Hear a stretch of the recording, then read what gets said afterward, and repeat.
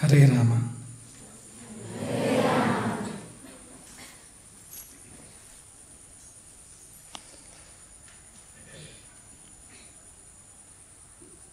ಶಿವನ ಧನಸ್ಸನ್ನು ಎತ್ತಿ ರಾಮನು ಸೀತೆಯನ್ನು ವರೆಸಿದ. ಆ ಸಮಯದಲ್ಲಿ ಸೀತೆಯು ರಾಮನನ್ನು ಕಂಡಳು. ಅವನ ದಿವ್ಯ ರೂಪ, ಆಜಾನುಬಾಹು, ಅವನ ಪರಾಕ್ರಮ. ಆದರೆ ಅದಕ್ಕಿಂತ ಮೊದಲೇ ಆಕೆ ಕಲ್ಪನೆ ಮಾಡಿರಬಹುದಲ್ವಾ? ಸೀತೆಯ ಕಲ್ಪನೆ ಹೇಗಿರಬಹುದು? ರಾಮನನ್ನು ಕಾಣುವ ಮೊದಲು ರಾಮನ ಕುರಿತು, ಅಥವಾ ತನ್ನ ಕೈ ಹಿಡಿಯುವವನು ಹೀಗಿರಬೇಕು ಎಂಬ ಒಂದು ಕಲ್ಪನೆ.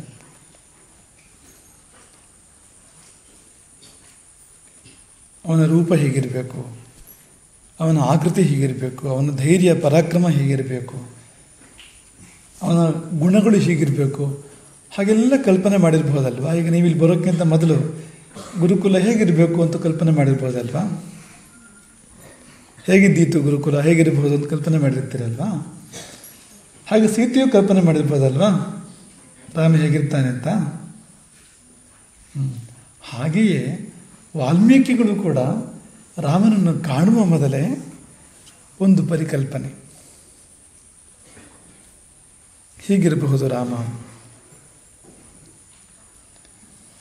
ರಾಮನ ಕುರಿತು ಸೀತೆಯು ಮೊದಲೇ ಕಂಡ ಕನಸು ಹೇಗಿದ್ದೀತು ಎಂದು ಪ್ರಶ್ನೆ ಕೇಳಿದರೆ ಅದಕ್ಕೆ ಉತ್ತರ ನಾರದರಲ್ಲಿ ವಾಲ್ಮೀಕಿಗಳು ಕೇಳಿದ ಪ್ರಶ್ನೆಯೇ ಹಾಗಿದ್ದೀತು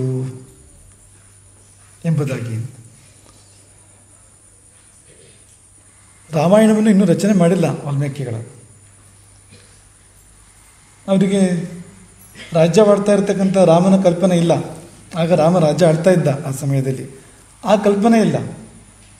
ಆದರೆ ತಪಸ್ಸು ಮಾಡಿದಾಗ ರಾಮ ರಾಮ ರಾಮ ಮಂತ್ರದ ಜಪ ಮಾಡಿದಾಗ ಅಂತರಂಗದಲ್ಲಿ ಒಂದು ಮೂರ್ತಿ ಗೋಚರವಾಗಿದೆ. ಆ ಮೂರ್ತಿಯಲ್ಲಿ ಅನೇಕ ಗುಣಗಳು ಗೋಚರವಾಗಿದ್ದಾವೆ. ಕೊನೆಗೊಮ್ಮೆ ಅನಿಸಿದೆ, ಇದು ಬರೇ ಅಂತರಂಗದ ವಿಷಯ ಮಾತ್ರ ಆಗಿರಲಿಕ್ಕಿಲ್ಲ, ಇದು ಬರೇ ಕನಸಲ್ಲ, ಈ ಕನಸು ನನಸಾಗಿರ್ಬೋದು, ಇದು ಹೊರ ಜಗತ್ತಿನಲ್ಲಿ ಕಾಣಸಿಗುವಂಥ ರೂಪ ಆಗಿರ್ಬೋದು, ಅಂಥವ್ರು ಯಾರೋ ಇರಬಹುದು ಎಂಬುದಾಗಿ ಜಿಜ್ಞಾಸೆ ಮಾಡಿದೆ ನೋಡಿ. ಹಾಗಾಗಿ ವಾಲ್ಮೀಕಿಗಳು ನಾರದರನ್ನು ಕೇಳಿದ್ದಾರೆ. ನಾರದರು ಎಲ್ಲವನ್ನೂ ಬಲ್ಲವರು, ಸ್ವರ್ಗ ಮರ್ತ್ಯ ಪಾತಾಳಗಳನ್ನು ಸಂಚಾರ ಮಾಡುವಂಥವ್ರು. ಅವರಿಗೆ ಗೊತ್ತಿಲ್ಲದವರು ಯಾರೂ ಇಲ್ಲ. ಗೂಗಲ್ಗೆ ಗೊತ್ತಿಲ್ಲದಿರೋದು ಗೊತ್ತಿರುತ್ತೆ ನಾರದರಿಗೆ ಅಂತ. ಈಗ ನಾವೇನಾದ್ರು ಬೇಕು ಅಂದ್ರೆ ಯಾರನ್ನ ಕೇಳ್ತೀವಿ? ಗೂಗಲ್ ಕೇಳ್ತೀವಿ ಅಲ್ವಾ? ಹಿಂದಿನ ಕಾಲದಲ್ಲಿ ಗುರುಗಳದ್ದು ಕೇಳ್ತಾ ಇದ್ರು, ಈಗಿನ ಕಾಲದಲ್ಲಿ ಹಾಗೆ ಇದೆ, ಗೂಗಲ್ ಕೇಳೋದು ಅಂತ. ಹಾಗೆ ನಾರದರು ಅಂದರೆ ದೊಡ್ಡ ಗೂಗಲ್, ಅದು ಗೂಗಲ್ ತಪ್ಪುತ್ರನೂ ಕೊಟ್ಬಿಡ್ಬೋದು. ಆದರೆ ನಾರದರು ತಪ್ಪುತ್ರ ಕೊಡೋ ಸಾಧ್ಯತೆ ಇಲ್ಲ ಅಂತ. ಎಲ್ಲ ಲೋಕಗಳನ್ನು ಬಲ್ಲವರು, ಎಲ್ಲ ವ್ಯಕ್ತಿಗಳನ್ನು ಬಲ್ಲವರು, ಎಲ್ಲ ಕಾಲವನ್ನು ಬಲ್ಲವರು. ಅವರನ್ನು ಪ್ರಶ್ನೆ ಮಾಡಿದ್ದಾರೆ. ಆ 16 ಗುಣಗಳು ಇರುವಂಥ ವ್ಯಕ್ತಿಯ ಬಗ್ಗೆ ಪ್ರಶ್ನೆ ಮಾಡಿದ್ದಾರೆ. 16 ಗುಣಗಳ ಪೈಕಿಯಲ್ಲಿ 14 ನಾನು ನಿಮಗೆ ಹೇಳಿಯಾಗಿದೆ.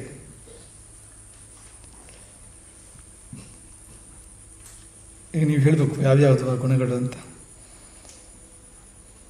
ನಿಮ್ಮಲ್ಲಿ ಯಾರ್ಯಾರು ಆ ಪಾಠ ಕೇಳಿದಿರಿ ಕೈ ಎತ್ತಿ. ಆನ್ಲೈನ್ನಲ್ಲಿ ಯಾರ್ಯಾರು ಪಾಠ ಕೇಳಿದಿರಿ ಕೈ ಎತ್ತಿ. ಯಾರಿಗೆ ಕೇಳೋಕ್ಕಾಗಿಲ್ಲ ಕೈ ಎತ್ತಿ. ಈಗ ತುಂಬ ಸರಳ ಇದೆ, ಗೊತ್ತಿರೋರು ಗೊತ್ತಿಲ್ಲದಿರೋರು ಹೇಳಿಬಿಟ್ರೆ.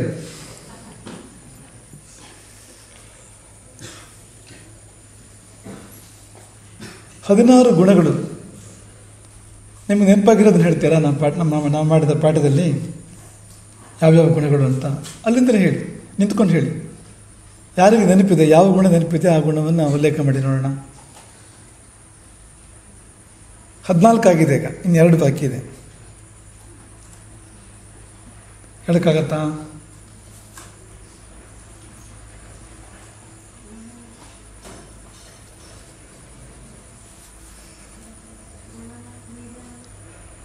ನಿಂತು ಹೇಳು, ಜೋರಾಗಿ ಹೇಳು.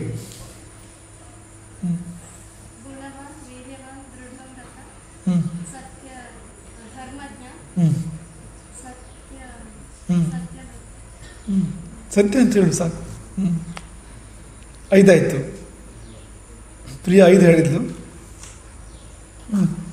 ಪ್ರಯತ್ನ ಪಡು.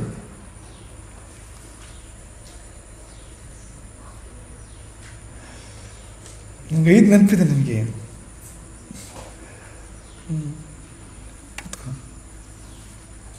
ಮತ್ತೆ ಯಾವ್ದಾದ್ರು ನೆನಪಾಗತ್ತಾ? ಕೃತಜ್ಞತೆ 6 ಆಯಿತು.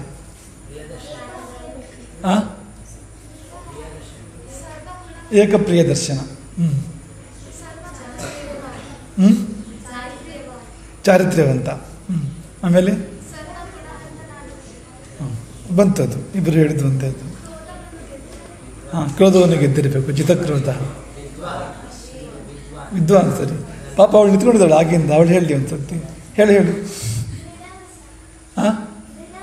ದೃಢವ್ರತ. ಬಂತದ್ದು. ಸಮರ್ಥ.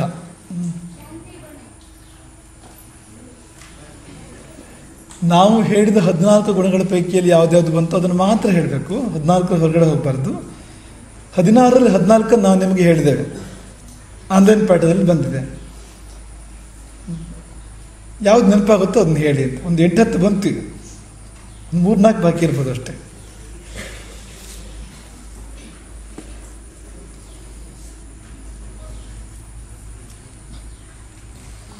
ಕೋನ್ವಸ್ಮಿನ್ ಸಾಂಪ್ರತಂ ಲೋಕೆ ಗುಣವಾನ್. ವಾಲ್ಮೀಕಿಗಳ ಪ್ರಶ್ನೆ. ಕೋನ್ವಸ್ಮಿನ್ ಸಾಂಪ್ರತಂ. ಸಾಂಪ್ರತಂ ಅಂದರೆ ಈಗ, ವರ್ತಮಾನ ಕಾಲದಲ್ಲಿ. ಲೋಕೆ, ಈ ಲೋಕದಲ್ಲಿ, ಸ್ವರ್ಗದಲ್ಲಲ್ಲ, ಈ ಲೋಕದಲ್ಲಿ. ಕೋನ್ವಸ್ಮಿನ್ ಸಾಂಪ್ರತಂ ಲೋಕೆ ಗುಣವಾನ್ ಕಶ್ಚ ವೀರ್ಯವಾನ್ ಧರ್ಮಜ್ಞಶ್ಚ ಕೃತಜ್ಞಶ್ಚ ಸತ್ಯವಾಕ್ಯೋ ಚಾರಿತ್ರ್ಯೇಣ ಚ ಕೋ ಯುಕ್ತಃ ಸರ್ವಭೂತೇಷು ಕೋಹಿತಃ. ಇದು ಬಿಟ್ಟೋಗಿದೆ. ಸರ್ವಭೂತೇಷು ಕೋಹಿತಃ ಅಂದ್ರೇನು? ಎಲ್ಲ ಜೀವಿಗಳ ಹಿತ ಬಯಸೋನು, ಎಲ್ಲ ಜೀವಿಗಳಿಗೂ ಹಿತವಾಗಿರೋನು ಅಂತ. ಎಲ್ಲರಿಗೂ ಹಿತವಾಗಿರೋನು. ಸರ್ವಭೂತೇಷು ಕೋಹಿತಃ ವಿದ್ವಾಂಕಃ ಕಸ್ ಸಮರ್ಥಶ್ಚ ಕಶ್ಚೈಕ ಪ್ರಿಯದರ್ಶನಃ ಆತ್ಮವಾನ್ ಕಃ ಜಿತಕ್ರೋಧ ದ್ಯುತಿಮಾನ್. ಇಷ್ಟಾಗಿದೆ. ಕೋನಸೂಯಕ ಇವತ್ತಾಗಬೇಕಾಗಿರೋದು. ಕೋನಸೂಯಕ ಕಸ್ಯ ಬಿಭ್ಯತಿ ದೇವಾಶ್ಚ ಜಾತರೋಷಸ್ಯ ಸಂಯುಗೆ. ಅದು ಇನ್ನು ಮುಂದೆ ಆಗಲಿಕ್ಕೆ ಇರ್ತಕ್ಕಂಥದ್ದು. ನೋಡಿ, ಅವ್ರು ಏನೆಲ್ಲ ಇರಬೇಕು ಅಂತ ವಾಲ್ಮೀಕಿಗಳು ಷರತ್ತು ಹಾಕಿದ್ದಾರೆ ನಾರದರಿಗೆ ಅಂದರೆ, ಅಂಥ ವ್ಯಕ್ತಿತ್ವದಲ್ಲಿ ಎಲ್ಲ ಗುಣಗಳಿರಬೇಕು. ಪರಾಕ್ರಮ ಇರಬೇಕು, ಧರ್ಮ ಇರಬೇಕು, ಕೃತಜ್ಞತೆ ಇರಬೇಕು, ಸತ್ಯ ಇರಬೇಕು, ದೃಢ ಸಂಕಲ್ಪ, ತನಗೆ ತಾನೇ ನಿಯಮಗಳನ್ನು ಹಾಕ್ಕೊಂಡು ಅದನ್ನು ಪಾಲನೆ ಮಾಡೋ ಹಾಗೆ ಅಂತ. ನೋಡಿ, ನಿಮಗೆಲ್ಲ ಬೇಕು ತುಂಬ ಮುಖ್ಯವಾಗಿರ್ತಕ್ಕಂಥದ್ದು. ನಾನು ಹೀಗಿರ್ತೇನೆ ಅಂತ ನಮಗೆ ನಾವೇ ನಿಯಮ ಹಾಕ್ಕೊಳ್ಳೋದು, ಆಮೇಲೆ ಅದನ್ನು ಮುರಿದೇ ಇರ್ತಕ್ಕಂಥದ್ದು, ಪಾಲನೆ ಮಾಡುವಂಥದ್ದು ಎಷ್ಟೇ ಕಷ್ಟವಾದರೂ ಕೂಡ. ದೃಢವ್ರತ, ಚಾರಿತ್ರ್ಯ, ಮತ್ತು ಎಲ್ಲರಿಗೂ ಒಳ್ಳೆಯವನಾಗಿರ್ತಕ್ಕಂಥದ್ದು. ಸರ್ವಭೂತ ಹಿತೈಷಿ ಮಾತ್ರ ಅಲ್ಲ, ಸರ್ವಭೂತಗಳಿಗೂ ಹಿತವಾಗಿರ್ತಕ್ಕಂಥದ್ದು, ಎಲ್ಲರಿಗೂ ಶ್ರೇಯಸ್ ಮಾಡೋನಾಗಿರ್ತಕ್ಕಂಥದ್ದು. ಜ್ಞಾನ, ವಿದ್ವಾನ್ ಅಂದರೆ ಜ್ಞಾನವಂತ ಅಂತ. ಜ್ಞಾನ, ಸಮರ್ಥ ಅಂತ. ಹಿಡಿದ ಕೆಲಸ ಪೂರ್ತಿ ಮಾಡಿಯೇ ಸಿದ್ಧ. ಆಮೇಲೆ ಕಶ್ಚೈಕ ಪ್ರಿಯದರ್ಶನ ಅಂದರೆ ರೂಪ, ಎಲ್ಲರಿಗೂ ಪ್ರಿಯವಾಗುವ ರೂಪ. ಆ ರೂಪವನ್ನು ಕಂಡ ಮೇಲೆ ಬೇರೆ ಯಾವ ರೂಪವೂ ಕೂಡ ಸಪ್ಪೆ ಅಂತ ಅನಿಸ್ಬಿಡ್ಬೇಕು ಬೇರೆ ಎಲ್ಲವೂ ಕೂಡ. ಅಷ್ಟು ಮನೋಹರವಾಗಿರ್ತಕ್ಕಂಥ ರೂಪ. ಆಮೇಲೆ ಇದು ಬಿಟ್ಟೋಗಿದೆ ಸಂಯಮ. ಆತ್ಮವಾನ್ ಅಂದರೆ ಸಂಯಮಶಾಲಿ, ಸಂಯಮವಂತ. ಜಿತಕ್ರೋಧ, ಕ್ರೋಧವನ್ನು ಗೆದ್ದವನು. ದ್ಯುತಿಮಾನ್, ಕಾಂತಿಶಾಲಿ, ಅಲೌಕಿಕವಾದ ಕಾಂತಿ ಇದೆ. ಸೀತೆ ಬಗ್ಗೆನೂ ಹೇಳಿದ್ವು ಅಲ್ವಾ, ಇದನ್ನ ಹೇಳಬೇಕಾದ್ರೆ, ದ್ಯುತಿಮಾನ್ ಅಂತ ಅನ್ಬೇಕಾದ್ರೆ. ಹನುಮಂತ ಕಂಡ ಸೀತೆ, ಅಶೋಕವನದಲ್ಲಿ ಹನುಮಂತ ಕಂಡ ಸೀತೆ ಹೇಗಿದ್ದಳು ಅಂತಂದರೆ, ತನ್ನ ಮೈಯ ಕಾಂತಿಯಿಂದ 10 ದಿಕ್ಕುಗಳ ಕತ್ತಲೆಯನ್ನು ನುಚ್ಚು ನೂರು ಮಾಡ್ತಾ ಇರಲಿ. ಕುರುಬತೀಂ ಪ್ರಭಯಾ ದೇವೀಂ ಸರ್ವ ಮಿತಿಮಿರಾ ದಿಶಃ. ದೀಪ ಬೇಡ, ಕೇವಲ ತನ್ನ ದೇಹ ಕಾಂತಿಯಿಂದಲೇ ಸುತ್ತ ಬೆಳಕಾಗುವಂತೆ ಇತ್ತು. ಅಷ್ಟು ಕಾಂತಿಮತಿಯಾಗಿದ್ದಳು. ಮತ್ತು ಅವಳ ಯಜಮಾನರು ಹೇಗಿರಬೇಕು? ಅಲ್ವಾ? ಹೆಂಡತಿ ಹುಣ್ಣಿಮೆ ಗಂಡ ಅಮಾವಾಸ್ಯೆ ಅಂದ್ರೆ ಆಗತ್ತಾ? ಹೆಂಡತಿನೂ ಹುಣ್ಣಿಮೆ ಆಗಬೇಕು, ಗಂಡನ ಹುಣ್ಣಿಮೆ ಆಗಬೇಕಲ್ವಾ? ಇಬ್ಬರು ಅಮಾವಾಸ್ಯೆ ಆದ್ರೂ ಚಿಂತೆ ಇಲ್ಲ, ಸಾಮ್ಯ ಬರಬೇಕಲ್ಲ ಇಬ್ರಿಗೂ ಅಂತ. ಅಂಥದ್ದೇ ಕಾಂತಿ ರಾಮನಿಗೂ ಕೂಡ ಇತ್ತು ಅಂತ. ಇದಿಷ್ಟು ಈಗ ಬಂದಿರತಕ್ಕಂಥದ್ದು. ಮುಂದಿನ ನೋಡೋಣ. ಮುಂದಿನ ಗುಣ ಅನಸೂಯಕಃ. ಅನಸೂಯಕಃ 15ನೇ ಗುಣ. ಅನಸೂಯಕಃ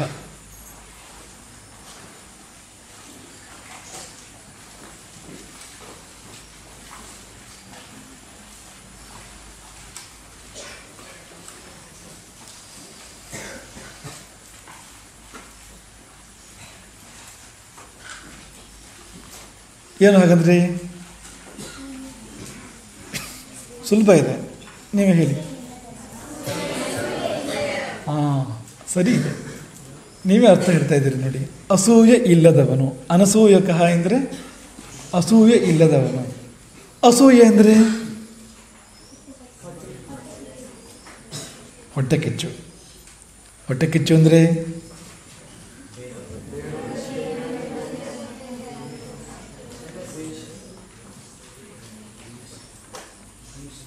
ಹೊಟ್ಟೆ ಅಂದರೆ ಹೊಟ್ಟೆ, ಕಿಚ್ಚು ಅಂದರೆ ಕಿಚ್ಚು ಅಲ್ವಾ? ಕಿಚ್ಚು ಅಂದರೆ ಏನು? ಬೆಂಕಿ. ಹೊಟ್ಟೆ ಕಿಚ್ಚು ಅಂದರೆ ಹೊಟ್ಟೆಯಲ್ಲಿ, ಹೊಟ್ಟೆ ಒಳಗಡೆ ಬೆಂಕಿ ಅಂತ ಅಲ್ವಾ?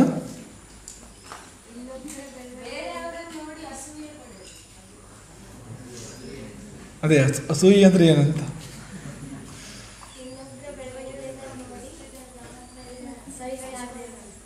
ಇನ್ನೊಬ್ಬರ ಬೆಳವಣಿಗೆನೇ ನೋಡಿ ಸಹಿಸೋಕ್ಕಾಗದೇ ಇರೋಂಥದ್ದು. ಈ ಶಬ್ದಕ್ಕೆ ಶಾಸ್ತ್ರಗಳು ಈ ರೀತಿ ವಿವರಣೆ ಕೊಟ್ಟಿದ್ದಾವೆ, ಬರ್ಕೊಳ್ಳಿ ಇದನ್ನು. ಪರಗುಣೇಶು ದೋಷಾವಿಷ್ಕರಣಂ.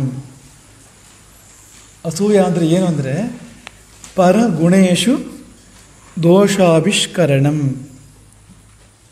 ಪರಗುಣೇಶು ಬೇರೆಯವರ ಗುಣಗಳಲ್ಲಿ ದೋಷಾವಿಷ್ಕರಣಂ, ದೋಷವನ್ನು ಕಾಣೋದು. ನಿಜವಾಗಿ ಗುಣ ಇದೆ, ಗುಣ ಇದ್ದರೆ ಗುಣ ಕಾಣಬೇಕೋ ಬೇಡವೋ? ಗುಣ ಕಾಣದೆ ದೋಷ ಕಂಡ್ರೆ ಅವನು ಕಣ್ಣು ಹಾಳು ಅಂತ ಅರ್ಥ ಅಲ್ವ? ಅದಕ್ಕೆ ಇರುವ ಗುಣ ಕಾಣ್ತಾ ಇಲ್ಲ, ಇಲ್ಲದ ದೋಷ ಕಾಣ್ತಾ ಇದೆ. ಅದೇ ಅಸೂಯೆ ಅಂದರೆ, ಅಸೂಯೆ ಪರಿಣಾಮ ಅದು ಅಂತ. ಇನ್ನೊಬ್ಬರ ಏಳಿಗೆ ಇದೆಯಲ್ಲ, ಅದು ಗುಣ. ಅದು ಇನ್ನೊಬ್ಬರ ಬೆಳವಣಿಗೆ, ಇನ್ನೊಬ್ಬರ ಏಳಿಗೆ, ಅವರ ಉತ್ಥಾನ, ಅವರ ಶ್ರೇಯಸ್ಸು, ಅದು ಒಳ್ಳೆಯದದು. ಆದರೆ ನಮಗೆ ಕಷ್ಟ ಆಗೋದು ಅದನ್ನು ಕಂಡಾಗ.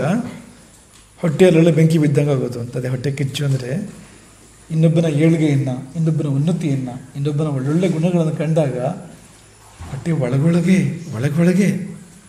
ಬೆಂಕಿ ಬಿದ್ದ ಹಾಗೆ ಉರಿ. ಹೊಟ್ಟೆ ಉರಿ ಅಂತ ನೋಡ್ತಾರಲ್ವ?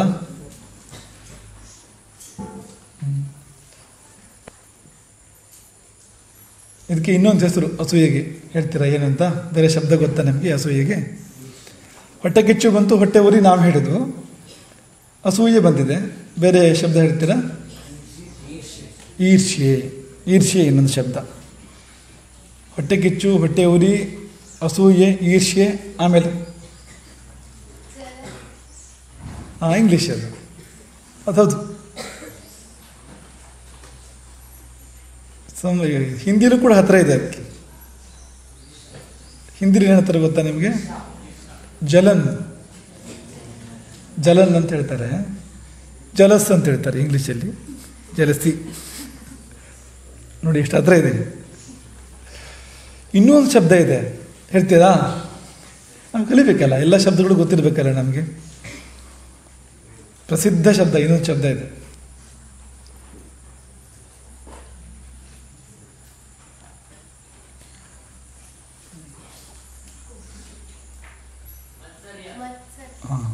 ಮತ್ಸರ ಅಥವಾ ಮಾತ್ಸರ್ಯ. ಮತ್ಸರ್ಯ ಅಲ್ಲ, ಮತ್ಸರ ಅಥವಾ ಮಾತ್ಸರ್ಯ ಎರಡಕ್ಕೂ ಒಂದೇ ಅರ್ಥ.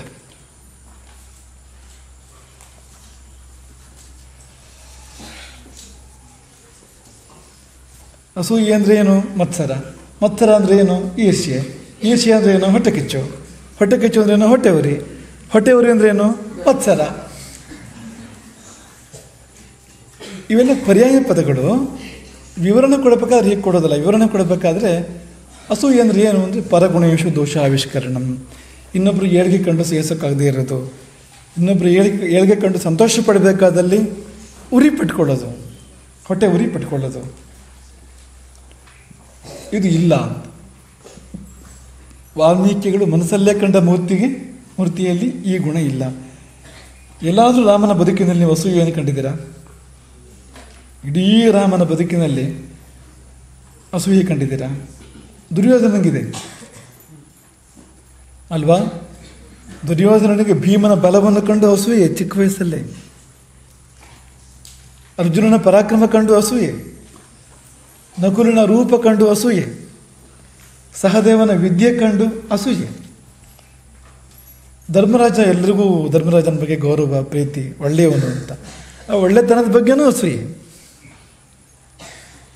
ದ್ರೌಪದಿಯ ಕುರಿತಾಗಿ ಅಸೂಯೆ.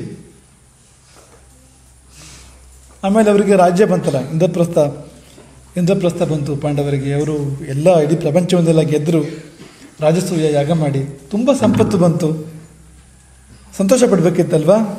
ಅಸೂಯೆ. ರಾಮನ ಉದಾಹರಣೆ ಕೊಡಿ ನೋಡೋಣ. ಉದಾಹರಣೆ ಕೊಡಿ ರಾಮನಿಗೆ.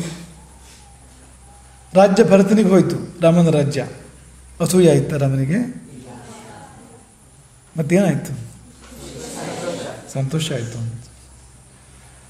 ರಾಜ್ಯ ತನಗೆ ಸಿಕ್ಕಿದ್ರೆ ಯಾವ ಸಂತೋಷವೋ ಮಿಗಿಲಾದ ಸಂತೋಷ ಭರತನಿಗೆ ಸಿಕ್ಕಿದರೆ ಅಂತ. ಹಾಗಾಗಿ ಅನಸೂಯಕಃ, ಅಸೂಯೆ ಇಲ್ಲದವನು ಎಂಬುದಾಗಿ ರಾಮನನ್ನು ಕೊಂಡಾಡ್ತಾರೆ. ಅಸೂಯೆ ಎಂಬುದು ಹಲವು ದುರ್ಗುಣಗಳ ತಾಯಿ. ಇದು ಒಂದು ಬಂದರೆ, ಅಸೂಯೆ ಒಂದು ನಮ್ಮೊಳಗೆ ಬಂದು ಸೇರಿಕೊಂಡ್ರೆ ಅದ್ರ ಹಿಂದಿನಿಂದ ಅದರ ಅಣ್ಣ ತಮ್ಮ ಅಕ್ಕ ತಂಗಿ ನೆಂಟರು ಇಷ್ಟರು ಫ್ರೆಂಡ್ಸ್ ಸರ್ಕಲ್ ಎಲ್ಲ ಬಂದ್ಬಿಡುತ್ತೆ. ಅದರಲ್ಲಿ ಯಾವುದು? ಈ ಕಾಮ, ಕ್ರೋಧ, ಲೋಭ ಇವೆಲ್ಲ ಅದ್ರ ಜೊತೆಗೆ ಬರೋವಂಥದ್ದು ಅಂತ. ಇದು ಭಾಳ ಬಲವಾದ ದುರ್ಗುಣ ಯಾವುದು? ಅಸೂಯೆ. ಮಹಾಭಾರತ ಯುದ್ಧ ಯಾವುದರಿಂದ ಆಯಿತು? ದುರ್ಯೋಧನನ ಅಸೂಯೆಯಿಂದ ಮಹಾಭಾರತ ಯುದ್ಧ ಆಯಿತು. ರಾಮಾಯಣ ಹೇಗಾಯಿತು ಗೊತ್ತಾ ನಿಮಗೆ? ಬೇಡ, ರಾವಣ ಹೇಗಾದ ಗೊತ್ತಾ ನಿಮಗೆ? ರಾವಣ ಹೇಗಾದ ಗೊತ್ತಾ ನಿಮಗೆ? ಅಸೂಯೆಯಿಂದ. ರಾವಣನ ಅಣ್ಣ ಕುಬೇರನಿಗೆ ಪುಷ್ಪಕ ವಿಮಾನ ಇತ್ತು, ಸಂಪತ್ತಿನ ಒಡೆತನ ಇತ್ತು, ಇಡೀ ಪ್ರಪಂಚದ ಎಲ್ಲ ಸಂಪತ್ತಿನ ಒಡೆತನ ಇತ್ತು, ವಿಭವ ಇತ್ತು. ತಂದೆ ಒಂದೇ, ರಾವಣ ಮತ್ತು ಕುಬೇರನಿಗೆ ತಂದೆ ಒಂದೇ, ವಿಶ್ರವಸ್. ತಾಯಿ ಬೇರೆ. ಅವನ ತಾಯಿ ಗಂಧರ್ವಿ, ಕುಬೇರನ ತಾಯಿ. ರಾವಣನ ತಾಯಿ ಯಾರು ಹೇಳಿ? ಕೈಕಸಿ. ರಾವಣನ ತಾಯಿ ಕೈಕಸಿ. ಒಮ್ಮೆ ಕುಬೇರ ಬಂದು ಹೋಗ್ತಾನೆ, ಪುಷ್ಪಕ ವಿಮಾನವನ್ನು ಏರಿ ಬರ್ತಾನೆ, ಇಳಿದು ಬಂದು ತಂದೆ ತಾಯಿಗಳಿಗೆ ನಮಸ್ಕಾರ ಮಾಡಿ ಗೌರವ ಕೊಟ್ಟು ಹೋಗಾಗ ಅವನ ತಾಯಿ, ರಾವಣನ ತಾಯಿ ನೋಡ್ತಾಳೆ, ಎಷ್ಟು ವೈಭವ ಕುಬೇರನಿಗೆ, ನನ್ನ ಮಗ ಏನಿದು? ರಾವಣನಿಗೆ ಹೇಳ್ತಾಳೆ, ನೋಡು ಮಗ ಕುಬೇರ ಹೇಗಿದ್ದಾನೆ ಅಂತ, ನೀನು ಇದೆಯೇ? ಕೋಪ ಬಂತು ರಾವಣನಿಗೆ. ಕೋಪ ಯಾಕೆ ಬಂತು? ಅದೇ ಅಸೂಯೆ ಬಂದರೆ ಮತ್ತೆಲ್ಲ ಬರುತ್ತೆ ಪಕ್ಕದಲ್ಲಿ ಅಂತ, ಅದು ಒಂದು ಬಂದರೆ ಸಾಕು ಅಂತ ಕೋಪ ಬಂತು ರಾವಣನಿಗೆ. ನಾನು ತಪಸ್ಸು ಮಾಡಿ ನಮ್ಮ ಅಣ್ಣನಿಗಿಂತ ಮಿಗಿಲಾಗ್ತೇನೆ. ತಪಸ್ಸಿಗೆ, ರಾವಣನ ತಪಸ್ಸಿಗೆ ಮೂಲ ಕಾರಣ ಯಾವುದು ಅಂದರೆ ಅಸೂಯೆ. ಅಸೂಯೆಯಿಂದ ತಪಸ್ಸು ಬಂದಿದ್ದು ಹೊರತು ರಾವಣನದ್ದು ಒಳ್ಳೆಯ ಗುಣದಿಂದ, ಒಳ್ಳೆಯ ಕಾರಣದಿಂದ ತಪಸ್ಸು ಮಾಡಿದ್ದಲ್ಲ. ತಪಸ್ಸು ಒಳ್ಳೆಯದು ಕೆಟ್ಟದ್ದು? ಅಸೂಯೆ ಒಳ್ಳೆಯದು ಕೆಟ್ಟದ್ದು? ಅಸೂಯೆಯಿಂದ ಬಂದ ತಪಸ್ಸು ಒಳ್ಳೆಯದು ಕೆಟ್ಟದ್ದು? ಯಾರಾದರೂ ನಿಮಗೆ ಪ್ರಶ್ನೆ ಕೇಳಿದರೆ ರಾವಣ ತಪಸ್ಸು ಮಾಡಿಲ್ವಾ, ತಪಸ್ಸು ಒಳ್ಳೇದಲ್ವಾ ಅಂತ ಕೇಳಿದರೆ, ತಪಸ್ಸು ಮಾಡಿದ್ದು ಹೌದು, ಆದರೆ ಒಳ್ಳೆ ಕಾರಣಕ್ಕಾಗಿ ಮಾಡಿಲ್ಲ. ಉದ್ದೇಶ ಒಳ್ಳೆಯದಿಲ್ಲ. ಉದ್ದೇಶ ಕೆಡುಕಾದರೆ ಎಲ್ಲವೂ ಕೆಡುಕು. ನಿಮ್ಗೆ ಹೇಳಿದ ನೆನಪಿರ್ಬೋದು, ಚಾಕುವನ್ನು ಡಾಕುವ ಹಿಡಿತಾನೆ, ಡಾಕ್ಟ್ರು ಕೂಡ ಹಿಡಿತಾನೆ ಅಲ್ವಾ? ಡಾಕ್ಟ್ರ್ ಕೈಯಲ್ಲೂ ಚಾಕು ಇದೆ, ಡಾಕುವಿನ ಕೈಯಲ್ಲೂ ಚಾಕು ಇದೆ. ಆದರೆ ಉದ್ದೇಶ, ಡಾಕ್ಟ್ರ ಉದ್ದೇಶ ಒಳ್ಳೆಯದಿದೆ, ಡಾಕುವಿನ ಉದ್ದೇಶ ಒಳ್ಳೆಯದಿಲ್ಲ. ಹಾಗಾಗಿ ಡಾಕ್ಟ್ರು, ಡಾಕು ಶಬ್ದ ಬರೆಯೋಕ್ಕೆ ಒಂದೇ ಥರ ಇದ್ದ ಮಾತ್ರಕ್ಕೆ ಉದ್ದೇಶ ಒಂದೇ ಥರ ಇರಬೇಕು ಅಂತಿಲ್ಲ. ಉದ್ದೇಶಕ್ಕೆ ತುಂಬ ವ್ಯತ್ಯಾಸ ಇದೆ ಅಂತ. ಕೆಟ್ಟ ಉದ್ದೇಶದಿಂದ ಮಾಡಿದ್ದರಿಂದಾಗಿ ಆ ತಪಸ್ಸು ಕೆಡುಕಾಯಿತು. ಹಾಗಾಗಿ ಒಂದು ಅಸೂಯೆಯಿಂದಾಗಿ ಇಡೀ ಪ್ರಪಂಚಕ್ಕೆ ತೊಂದರೆ ಆಯಿತು.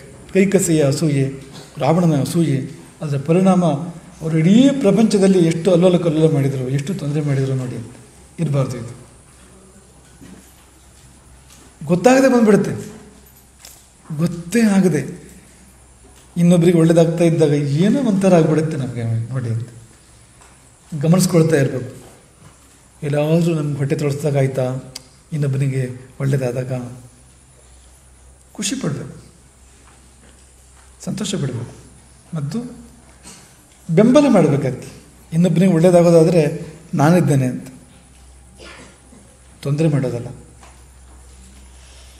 ಈಗ ಏಣಿಯಲ್ಲಿ ಹತ್ತಿ ಮುಂದೆ ಹೋಗ್ತಾ ಇರಬೇಕಾದ್ರೆ ಅನೇಕರು ಏಣಿ ಎತ್ಕೊಂಡು ಹೋಗ್ತಾ ಇದ್ದಾರೆ ಅಂತ ಅಂದ್ಕೊಳ್ಳಿ. ಈ ನಮ್ಮ ಮುಂದೆ ಯಾರೋ ಒಬ್ಬ ಇದ್ದಾನೆ, ಈ ನಾವು ಮೊದಲನೇವರಾಗಬೇಕು. ಏನು ಮಾಡಬೇಕು? ಮೊದಲನೇವರಾಗಬೇಕು ಅಂದರೆ ಬೇಗ ಬೇಗ ಹತ್ತಿ ಮುಂದೆ ಹೋಗಬೇಕು ನಾವು. ಇನ್ನೊಂದು ದಾರಿ ಯಾವುದು? ಮುಂದಿರೋನು ಕಾಲು ಹಿಡಿದು ಬೀಳಿಸ್ಬಿಡೋದು ಅಂತ, ಅವಾಗ ನಾನೇ ಫಸ್ಟ್ ಅಂತ.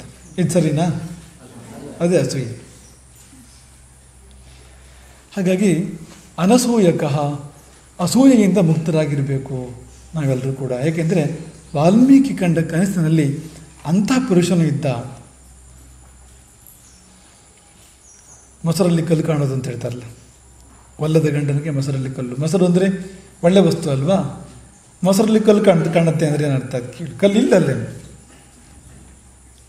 ಗುಣ ಇದ್ದಲ್ಲಿ ದೋಷ ಕಾಣುವಂಥದ್ದು ಅಂತ. ಅದಕ್ಕೆ ಒಂದು ಒಳ್ಳೆ ದೃಷ್ಟಾಂತ ಇದೆ, ಒಂದು ಒಳ್ಳೆ ಕಗ್ಗ ಇದೆ. ದೃಷ್ಟಾಂತ ಪ್ರಸಿದ್ಧವಾಗಿರುವಂಥದ್ದೇ, ಹೊಸದಲ್ಲ, ಬಟ್ ಇನ್ನೊಂದು ಮತ್ತೆ ಮತ್ತೆ ಕೇಳೋ ತರಹ ಇದೆ ಆ ದೃಷ್ಟಾಂತ. ಅದು ನಿಮ್ಮ ಜೊತೆಗೆ ಹಂಚ್ಕೋತೀವಿ, ನಿಮಗೂ ಗೊತ್ತಿರುತ್ತೆ ಅದು. ಅಕ್ಕಪಕ್ಕದ ಮನೆಯವರು ಇಬ್ಬರು,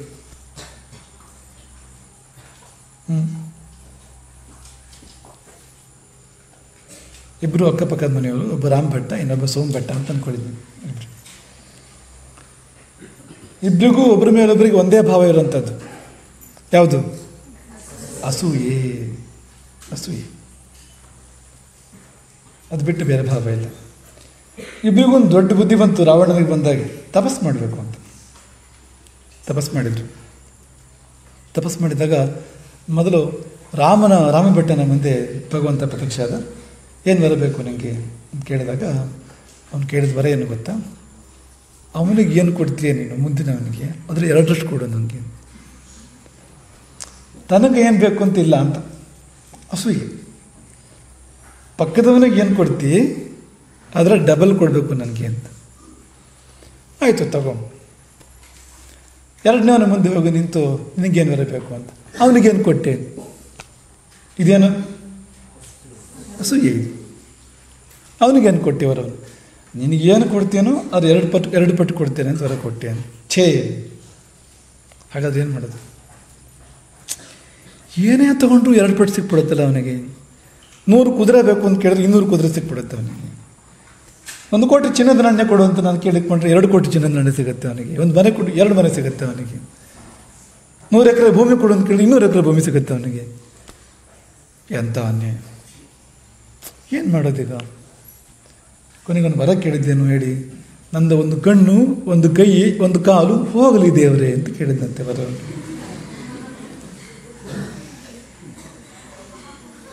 ಯಾರಾದರೂ ಇಂಥ ವರ ಕೇಳ್ತಾರ? ಹಿಸ್ಟ್ರಿಯಲ್ಲಿ ಯಾರು ಕೇಳಿದಾರ ಇಂಥ ವರವನ್ನು? ಮುಂದೆ ಯಾರು ಕೇಳ್ತಾರ? ಇಂಥ ವರ ಕೇಳಿಬಿಟ್ಟ.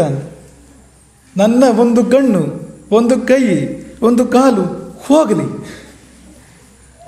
ಯಾಕೆ ಕೇಳಿದ?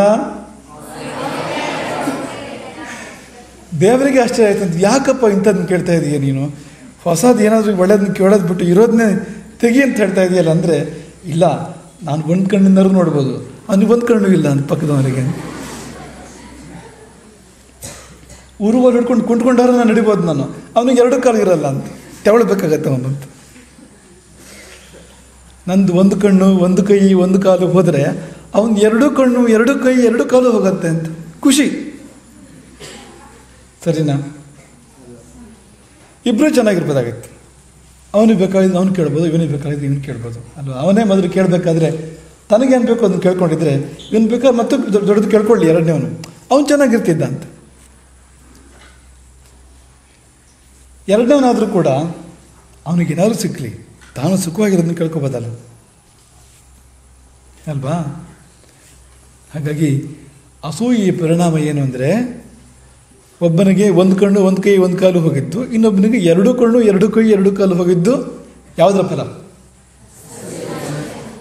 ತಪಸ್ಸು ಮಾಡಿ ಸಿಕ್ತು ಇದು ಅಂತ. ತಪಸ್ಸು ಮಾಡಿ ಸಿಕ್ತು ಇದು. ಬೇಕಾ ನಮಗೆ ಈ ಗುಣ?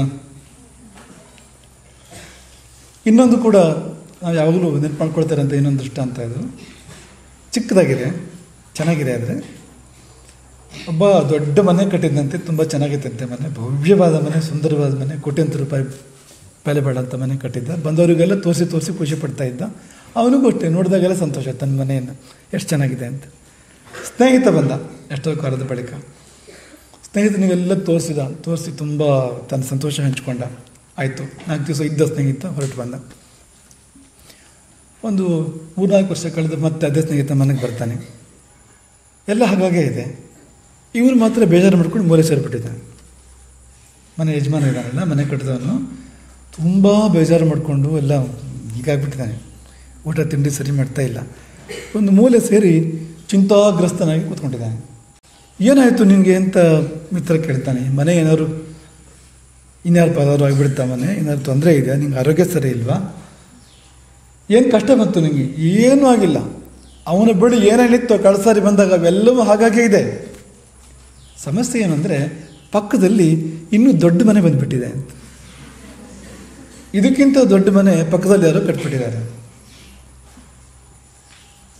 ಈಗ ಹೇಳಿ, ಆ ಮನೆ ಕಟ್ಟಿದ ಮನೆ ಯಜಮಾನನಿಗೆ, ಮನೆ ಮಾಲೀಕನಿಗೆ ನಿಜವಾದ ಕೊರತೆ ಜೀವನದಲ್ಲಿ ಇದೆಯಾ? ಆದರೂ ಯಾಕೆ ಚಿಂತೆ? ಆದರೂ ಯಾಕೆ ಕೊರಗು? ಯಾಕೆ ಕಷ್ಟ? ಏನು ಕಷ್ಟ? ಹಾಗಾದರೆ ಅಸೂಯೆ ಫಲ ಇದೆಲ್ಲ ಅಂತ ಆಯ್ತಲ್ವಾ. ಎಲ್ಲ ಇದ್ದರೂ ಕೂಡ ನಾವು ನೆಮ್ಮದಿಯಾಗಿರೋದಿಲ್ಲ. ದುರ್ಯೋಧನಿಗೆ ಏನು ಕಡಿಮೆ ಇತ್ತು? ಅವನು ರಾಜಕುಮಾರನೇ ಹೋದು, ಅರಮನೆ ಇದೆ, ಬೇಕಾದ ಸುಖ ಸೌಭಾಗ್ಯಗಳಿದೆ, ಎಲ್ಲ ಇದೆ ಅವನಿಗೆ. ಇವರು ಸಹೋದರರೇ ಹೋದು ಪಾಂಡವರು. ಚೆನ್ನಾಗಿದ್ದರೆ ಅವೆಲ್ಲ ಇವನಿಗೆ ಆಸ್ತಿ ಆಗತ್ತೆ. ಭೀಮನ ಬಲ, ಅರ್ಜುನನ ಪರಾಕ್ರಮ ಇವೆಲ್ಲ ಅವನಿಗೆ ಆಸ್ತಿ ಆಗತ್ತೆ. ಅವರು ಇವನ ಜೊತೆ ನಿಂತ್ಕೋತಾರೆ ಸಂದರ್ಭ ಬಂದರೆ. ಅಸೂಯೆ ಪಟ್ಕೊಂಡಾಗ ಏನಾಯಿತು ಹೇಳಿ? ಮಹಾಭಾರತ ಯುದ್ಧ ಆಯಿತು.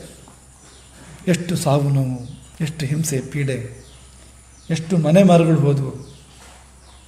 ಬೇಕಿತ್ತ? ಹಾಗಾಗಿ ಇವತ್ತೇ ನೀವು ಸಂಕಲ್ಪ ಮಾಡಬೇಕು, ಏನು ಬೇಕಾದರೂ ಆಗಲಿ, ನನ್ನ ಜೀವನದಲ್ಲಿ ಅಸೂಯೆಗೆ ಅವಕಾಶ ಇಲ್ಲ. ನನ್ನ ಮನಸ್ಸಲ್ಲಿ ಅಸೂಯೆಗೆ ಜಾಗ ಕೊಡೋದಿಲ್ಲ. ಅಸೂಯೆ ಬಂದರೆ ಅಕ್ಕ ತಂಗಿ, ಅಣ್ಣ ತಮ್ಮ, ಬಂಧು ಬಳಗ, ನೆಂಟರು ಇಷ್ಟರು ಎಲ್ಲ ಬರ್ತಾರೆ.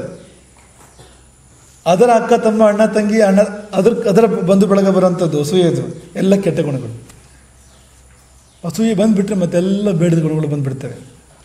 ಹಾಗಾಗಿ ಆ ಥರ ಇರಬಾರ್ದು. ಈಗ ಒಂದು ಕಗ್ಗ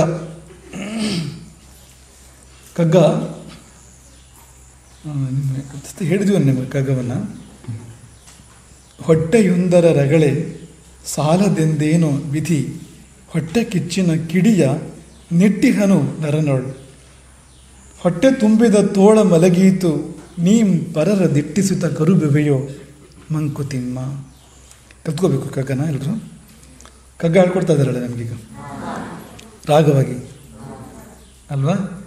ರಾಗವಾಗಿ ಹೇಳಬೇಕು ಈ ಕಗ್ಗವನ್ನು.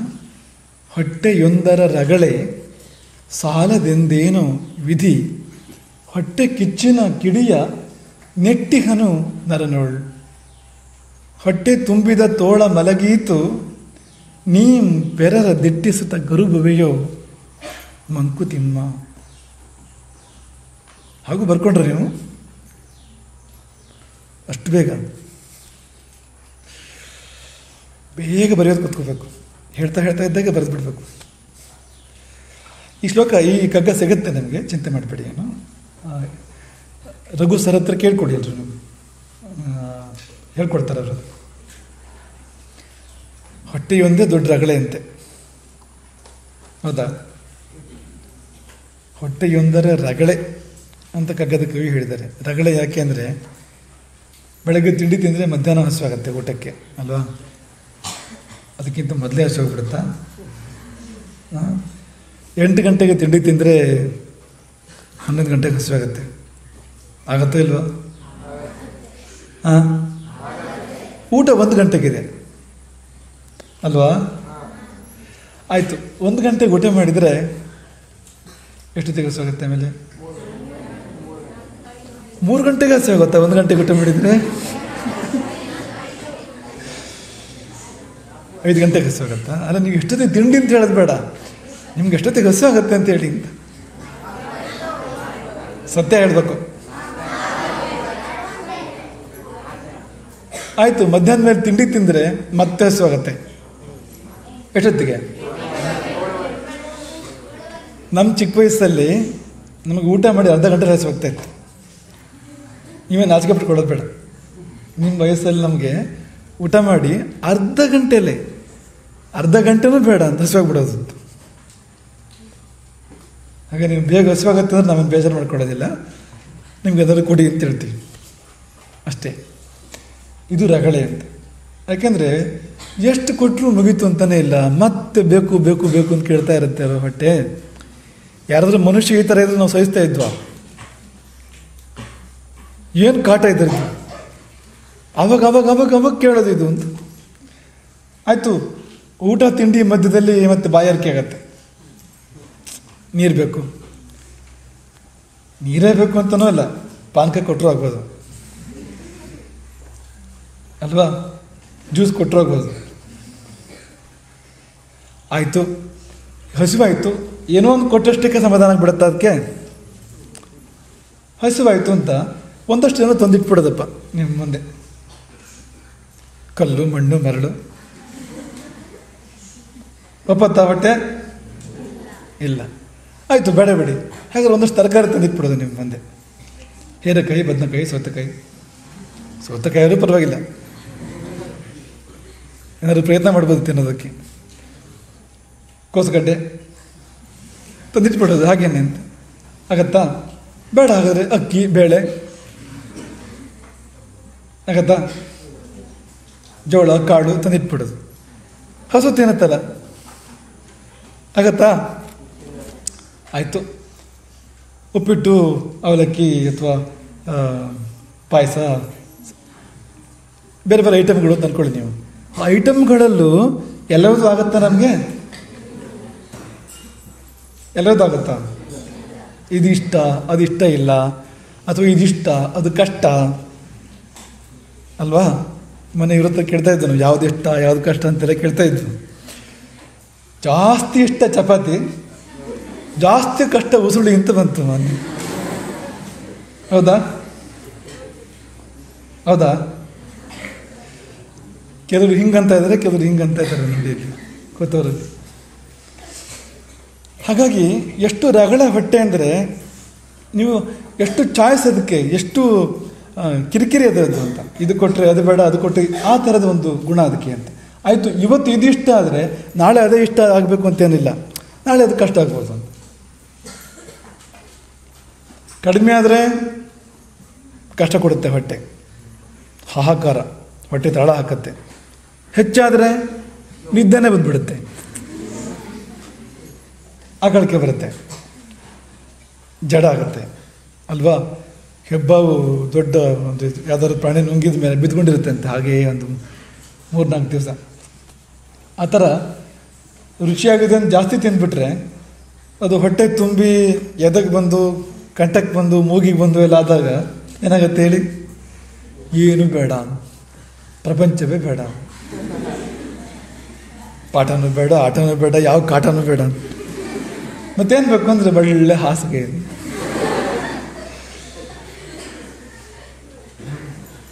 ಅಲ್ವಾ?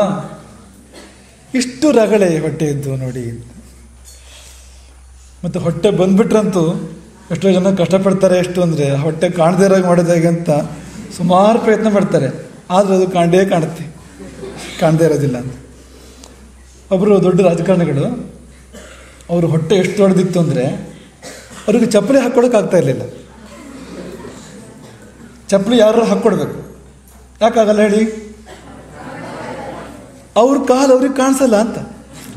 ಹೊಟ್ಟೆ ಅಡ್ಡ ಇರೋದ್ರಿಂದ ಹೊಟ್ಟೆ ಎಷ್ಟು ಮುಂದೆ ಬಂದಿದೆ ಅಂದರೆ ತನ್ನ ಕಾಲೇ ತನಗೆ ಕಾಣ್ತಾ ಇಲ್ಲ ಅಂತ ಪರಿಸ್ಥಿತಿ ಬೇಡ ಅಲ್ವಾ?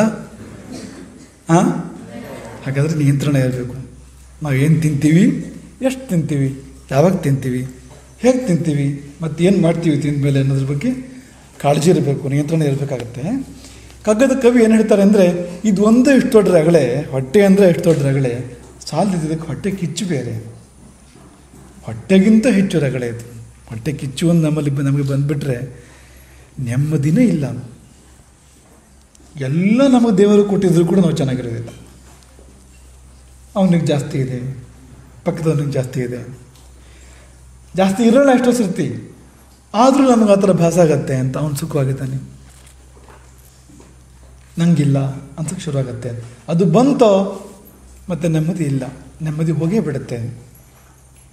ಹಾಗಾಗಿ ಯಾವ ಕಾರಣಕ್ಕೂ ದೇವರೇ ಈ ಗುಣವೊಂದನ್ನು ಕೊಡಬೇಡ, ಅಸೂಯೆ ಒಂದನ್ನು ಕೊಡಬೇಡ ಅಂತ ನಾವು ಪ್ರಾರ್ಥನೆ ಮಾಡ್ಕೋಬೇಕು.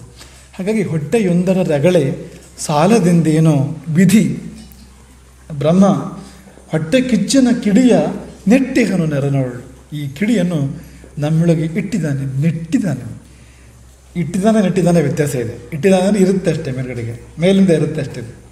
ನೆಟ್ಟಿದ್ದಾನೆ ಅಂದರೆ ಆಳಕ್ಕೆ ಹೋಗಿರುತ್ತದು, ಡೀಪ್ ರೂಟೆಡ್, ಒಳಗೆ ಪ್ರವೇಶ ಮಾಡಿರುತ್ತೆ, ಸುಲಭದಲ್ಲಿ ಹೋಗಲ್ಲ ಅದಂತ. ಹೊಟ್ಟೆ ಕಿಚ್ಚು ನೀವು ಬಿಡ್ತೇನೆ ಅಂದರೂ ಕೂಡ ಬಿಡೋಕ್ಕೆ ಬಾಳೆಹಣ್ಣು ಸಿಪ್ಪೆ ಸುಲಿದ ಹಾಗಲ್ಲ. ನೀವು ಶ್ರಮ ಪಡಬೇಕು, ಅದಕ್ಕೆ ಪ್ರಯತ್ನ ಪಡಬೇಕು, ಅದಕ್ಕೆ ನೋಡ್ಕೋತಾ ಇರಬೇಕು ನಿಮ್ಮನ್ನು ನೀವು. ಎಲ್ಲಾದರೂ ಬಂದುಬಿಡ್ತಾ ಹಿಂದ್ಗಡೆ ಬಾಗಿಲಿಂದ ಹೊಟ್ಟೆ ಕಿಚ್ಚು, ಮುಂದಿನ ಬಾಗಿಲಿಂದ ಕಳಿಸಿರ್ತೀವಿ ಹೋಗು ಅಂತ, ಕಿಟಕಿಯಿಂದ ಬಂದುಬಿಡುತ್ತೆ ಅದು. ಆಮೇಲೆ ಹಿಂದಿನ ಬಾಗಿಲಿಂದ ಬಂದುಬಿಡುತ್ತೆ. ಹೋದೆಯ ಪಿಶಾಚಿ ಅಂದರೆ ಬಂದೆ ಗವಾಕ್ಷಿಯಿಂದ ಅಂತ ಹತ್ರ ಅಂಥದ್ದೊಂದು ಗುಣ ಅದು ಅಂತ. ಹಾಗಾಗಿ ನೆಟ್ಟಿಗನು ನರನವಳು, ನೆಟ್ಟಿದ್ದಾನೆ ಬ್ರಹ್ಮ ಹೊಟ್ಟೆ ಕಿಚ್ಚನ ಕಿಡಿಯನ್ನು. ಅದರ ಪರಿಣಾಮ ಏನು ಅಂದರೆ ಹೊಟ್ಟೆ ತುಂಬಿದ ತೋಳ ಮಲಗೀತು.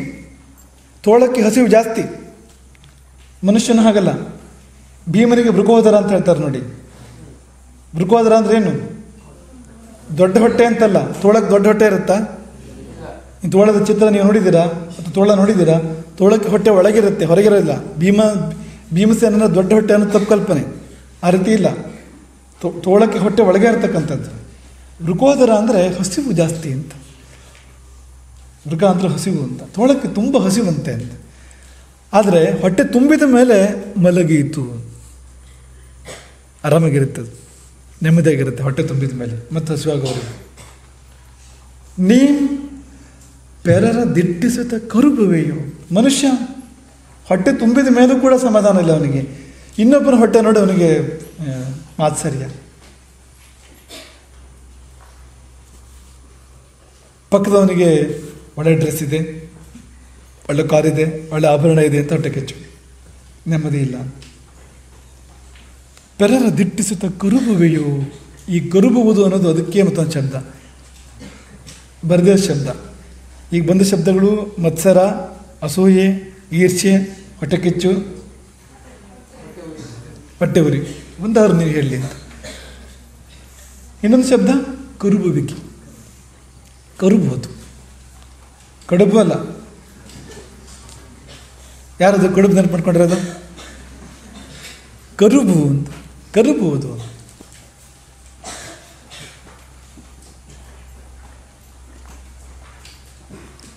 ಹಾಗಾಗಿ ಇವತ್ತು ನಾವೆಲ್ಲ ಸರ್ ಒಂದು ಸಂಕಲ್ಪ ಮಾಡೋದು. ಮಾಡ್ತೀರಾ? ಏನು ಸಂಕಲ್ಪ?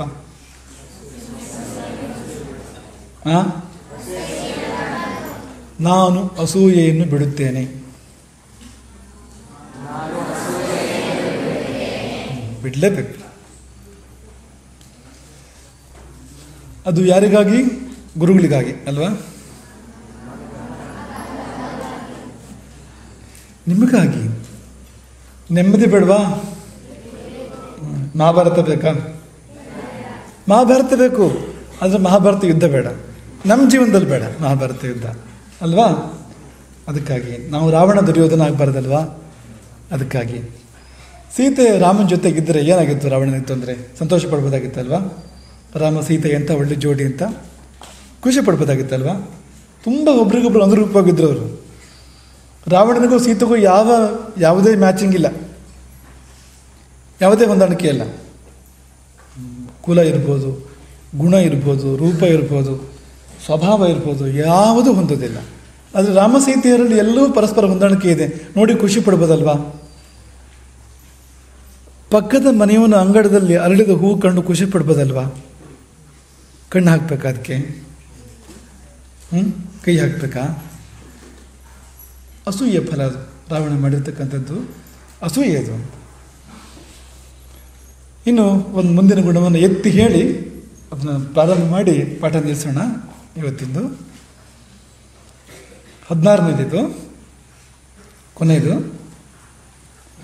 ಕಸ್ಯ ಬಿಭ್ಯತಿ ದೇವಾಶ್ಚ ಜಾತ ರೋಷಸ್ಯ ಸಂಯುಗೇ.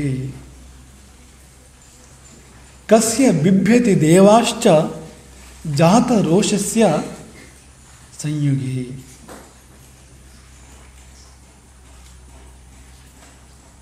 ಯುದ್ಧದಲ್ಲಿ ಯಾರು ಕೋಪಗೊಂಡರೆ, ಯಾರಿಗೆ ರೋಷ ಬಂದರೆ ದೇವತೆಗಳೂ ಭಯಗೊಂಡು ನಡುಗುತ್ತಾರೆ. ಅಂಥವನು ಯಾರು?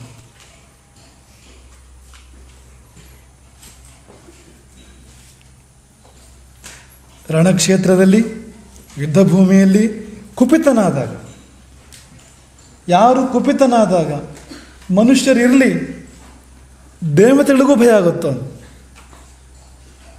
ಅಂಥ ವೀರಾದಿ ವೀರ, ಅಂತಹ ರೋಷ ಉಳ್ಳವನು ಅಂತ.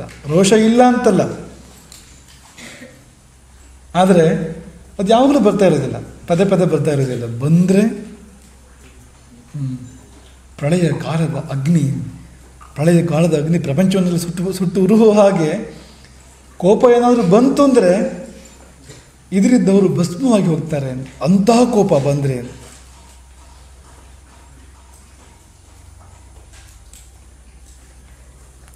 ಎಷ್ಟೋ ಜನ ಕೋಪ ಮಾಡಿಕೊಂಡ್ರೆ ಅವ್ರು ಹೆಂಡ್ತಿನೂ ಹೆದರಲ್ಲ ಅಲ್ವಾ? ಹಾಗಿರಲಿ ಬಿಡು, ನಿಂದೇನು ಯಾವಾಗಲೂ ಬರ್ತಾ ಇರುತ್ತೆ.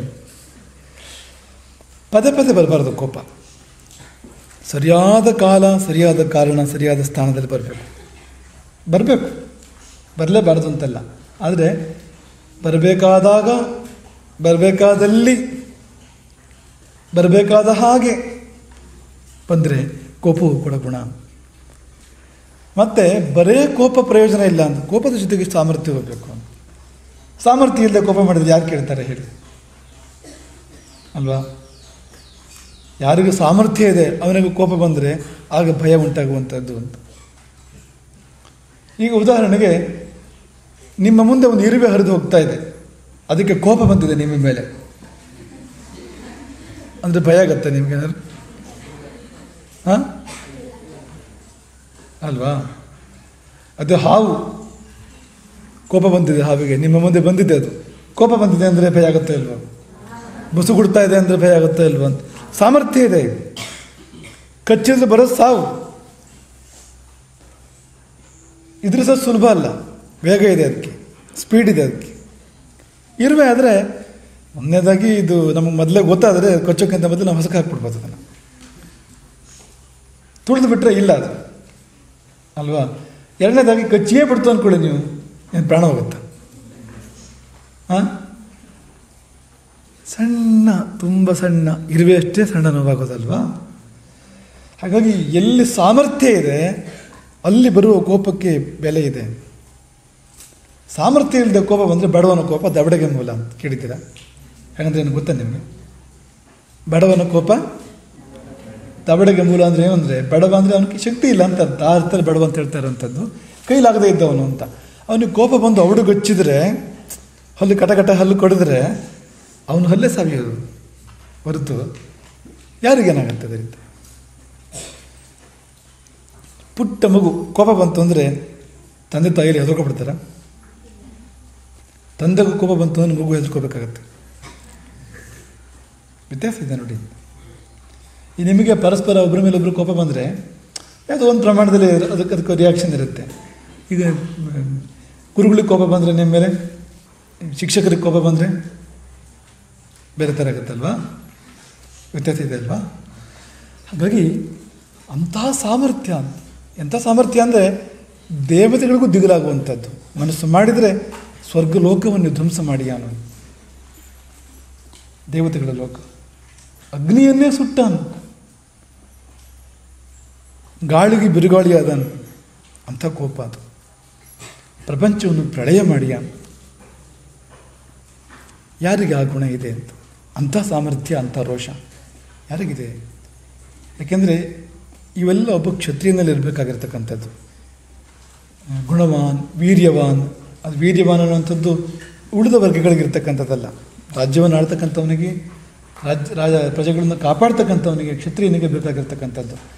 ಹಾಗಾಗಿ ಆ ಪಟ್ಟಿಯಲ್ಲಿ ಇದು ಕೂಡ ಒಂದು ಮಹಾಗುಣ, ಅದು ಒಳ್ಳೆಯ ಗುಣ ಬೇಕಾಗುತ್ತೆ ಅದು ಕೂಡ ಅಂತ. ಹಾಗಾಗಿ ಕೊನೆಯ ಪ್ರಶ್ನೆ ಅದು ಅಂತ, ಸಾತ್ವಿಕ ಕ್ರೋಧ ಅಂತ ಹೆಸರದಕ್ಕೆ. ಸಾತ್ವಿಕ ಕ್ರೋಧ ಅಂದರೆ ಅದು ಬರೋದು ತುಂಬ ಅಪರೂಪ. ಅದು ತುಂಬ ಸಹಿಸಿ ಸಹಿಸಿ ಸಹಿಸಿ ಬರುತ್ತೆ. ಆಮೇಲೆ ಅದು 10 ಬಾರಿ ಸಹಿಸಿ 11ನೇ ಬಾರಿಗೆ ಬರುತ್ತೆ. ಅದು ಸುಮ್ಮನೆ ದಿನ ಬೆಳಗಾದ್ರೆ ಪಿರಿ ಪಿರಿ ಪಿರಿ ಪಿರಿ ಅಂತ ಬರ್ತಾ ಇರೋದಿಲ್ಲ. ಅದು ಬಂದರೆ ಅದಕ್ಕೆ ಮರ್ಯಾದೆ ಇಲ್ಲ. ಅಪರೂಪದಲ್ಲಿ ಸಹಿಸಿ ಸಹಿಸಿ ಸಹಿಸಿ ಮತ್ತೆ ಬರುವಂಥದ್ದು ಅಂತ. ಬಂದಾಗ ಮಾತ್ರ ಹಾಗೆ ಬರುತ್ತದೆ.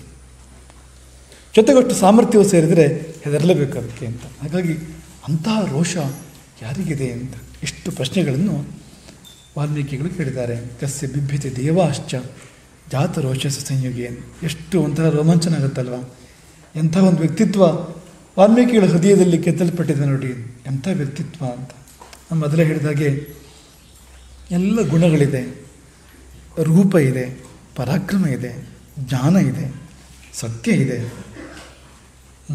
ರೋಷ ಇದೆ. ಆದರೆ ಹೇಗಿರಬೇಕು ಹಾಗಿದೆ. ಜಿತಕ್ರೋಧ, ರೋಷ ಇದೆ, ರೋಷದ ಮೇಲೆ ನಿಯಂತ್ರಣ ಇದೆ. ಜಿತಕ್ರೋಧ ಎನ್ನುವಾಗ ಸಂಯಮ ಇದೆ, ಚಾರಿತ್ರ್ಯ ಇದೆ, ಎಲ್ಲರ ಮೇಲೆ ಪ್ರೀತಿ ಕನಿಕರ, ಎಲ್ಲರಿಗೂ ಒಳ್ಳೇದು ಬಯಸ್ತಕ್ಕಂಥ, ಒಳ್ಳೇದು ಮಾಡ್ತಕ್ಕಂಥ ಒಂದು ಗುಣ, ಸಾಮರ್ಥ್ಯ ಇದೆ, ಅಪರೂಪದ ಕಾಂತಿ ಇದೆ, ಮನಸ್ಸಿನ ಮೇಲೆ ಸಂಪೂರ್ಣ ಹಿಡಿತಾ ಇದೆ. ಅಂದ್ಕೊಂಡಿದ್ದನ್ನು ಮಾಡಿಯೇ ಸಿದ್ಧ. ತನಗೆ ತಾನು ನಿಯಮಗಳನ್ನ ಹಾಕ್ಕೊಂಡ್ರೆ ಇರೋದಿಲ್ಲ ಯಾವ ಕಾರಣಕ್ಕೂ ಅಂತ. ನೋಡಿ, ಇದು ನಮಗೆ ತುಂಬ ಬೇಕಾಗ್ತಕ್ಕಂಥದ್ದು, ವಿದ್ಯಾರ್ಥಿ ಜೀವನಕ್ಕೆ ತುಂಬ ಮುಖ್ಯವಾಗಿರ್ತಕ್ಕಂಥದ್ದು. ನಾವು ನಿಯಮ ಹಾಕ್ಕೊಂಡ್ರೆ ನಾವು ಇರಬಾರ್ದು. ಅದನ್ನು ನಾವು ಯಾವಾಗ ಹೇಳ್ಬೇಕು, ಯಾವಾಗ ಮಲಗಬೇಕು, ಯಾವಾಗ ಓದಬೇಕು, ಯಾವಾಗ ಆಟ ಆಡಬೇಕು, ಏನು ತಿನ್ನಬೇಕು, ಏನು ತಿನ್ನಬಾರ್ದು, ಪ್ರತಿಯೊಂದಕ್ಕೂ ಒಂದು ನಿಯಮ ಹಾಕ್ಕೊಂಡು ಹಾಕಿದ ನಿಯಮ ನಾವು ಮುರಿಬಾರ್ದು, ಪಾಲನೆ ಮಾಡಬೇಕದನ್ನು ಅಂತ. ಇವೆಲ್ಲ ಇದೆ ನೋಡಿ ಅಂತ. ಎಷ್ಟು ಒಂದು ಈ 16 ಗುಣ ಆಲೋಚನೆ ಮಾಡಿದರೆ ಒಂದೊಂದು ಗುಣ ಕೂಡ ಸಂಪತ್ತಿದ್ದಾಗಿದೆ ಅಂತ. ನೋಡಿ, ನೀವು ಯಾವುದಾದ್ರು ತಗೊಳ್ಳಿ. ನಿಮ್ಮ ಮುಂದೆ ಈ ಪಾಠದ ಮೂಲಕ 16 ರತ್ನಗಳನ್ನು ಚೆಲ್ಲಲಾಗಿದೆ ಅಂತ. ಯಾವ್ಯಾವುದನ್ನು ಆರಿಸ್ಕೊಳ್ಳಿ. ಯಾವುದು ಬೇಕೋ ತಗೊಳ್ಳಿ ಅದನ್ನು. ಎಲ್ಲ ತಗೊಳ್ಳಿ, ಎಲ್ಲವೂ ಬೇಕು. ಹಾಗಾಗಿ ಈ ಪಾಠ ಎಲ್ಲ ಜೀವನಕ್ಕಿರೋಂಥದ್ದು. ರಾಮಾಯಣ ಇದೆಯಲ್ಲ, ನಾವು ತ್ರೇತಾಯುಗದಲ್ಲಿ ಅಯೋಧ್ಯೆಯಲ್ಲಿ ಏನೋ ಆಯಿತು, ನಾವೇನು ಮಾಡೋದಕ್ಕೀಗ ಅನ್ನೋ ತರಹ ಅಲ್ಲ. ನಮಗೆ ಬೇಕು ಜೀವನದಲ್ಲಿ, ಅಳವಡಿಸ್ಕೋಬೋದು ನಾವು ಜೀವನದಲ್ಲಿ. ಹಾಗಾಗಿ ಅವಶ್ಯವಾಗಿ ಈ ಗುಣಗಳನ್ನು ಅಳವಡಿಸ್ಕೊಳ್ಳೋಣ. ಹರೇ ರಾಮ.